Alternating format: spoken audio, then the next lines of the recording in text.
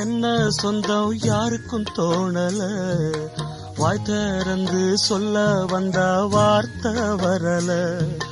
வானவில்ல சின்ன புள்ள வளைக்க பாக்குது, ஆகாயத்தில் ஊஞ்சல் கட்ட ஆசைப்படுது.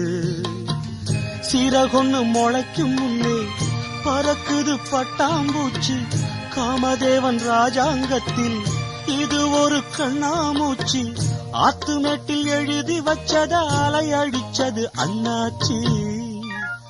சம்சாரம் அது மின்சாரம், சம்சாரம் அது மின்சாரம்.